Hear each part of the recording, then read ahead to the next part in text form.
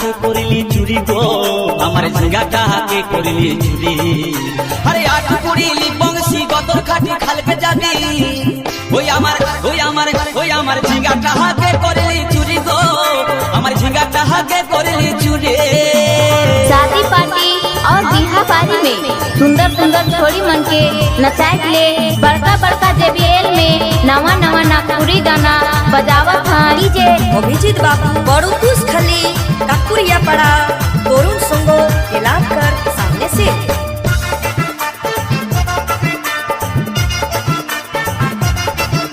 আরে খেন্দির মায়ের কাছে বিহন মাইগে আইনেছিলি গাছুরি করে আমার পুঁজি ঘুচাই দিলে আরে খেন্দির মায়ের কাছে বিহন মাইগে আইনেছিলি গাছুরি করে আমার পুঁজি ঘুচাই দিলি ও তুই পেটা খাবি পিটি খাবি লাতি খাবি ওই আমার ঝিঙ্গাটা के करली चुरी गो আমার ঝিঙ্গাটা के करली चुरी। धोखा मिली जाने ना जिक्रों में प्यार करे ना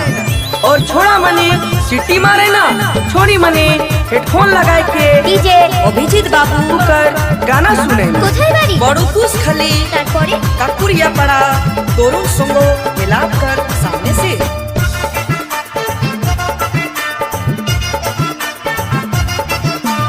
উজ্জ্বল বলে ঝিঙ্গা গাছে বেড় লাগাই দিব গাছুরি করার এবার মজা বুঝাই দিব তাই উজ্জ্বল বলে ঝিঙ্গা গাছে বেড় লাগাই দিব গাছুরি করার এবার মজা বুঝাই দিব ও তুই জামাই খাবি ও তুই দেওর খাবি ও তুই ভাসুর খাবি আস্তে আস্তে ভাইয়া দাদা এবং মায়েরা বলুন তো জামাই খাবি বিটি খাবি দেওর খাবি ভাসুর খাবি সব খাই দিল একটা ঝিঙ্গার জন্য তো মায়েরা কেউ বলতে পারবেন কোন গাইতে বাকি রইল বলুন তো মায়েরা ও তুই ভাতারে খাবি হরিবল ওই আমার ঝিঙ্গাটা के करली चुरी गो আমার ঝিঙ্গাটা के करली चुरी ওই আমার ঝিঙ্গাটা के करली चुरी गो আমার ঝিঙ্গাটা के करली चुरी আরে আট কুড়িলি বংশী গতর খাটি খালকে যাবি আমার ঝিঙ্গাটা के करली चुरी गो আমার ঝিঙ্গাটা के करली चुरी ওই আমার ঝিঙ্গাটা के करली चुरी गो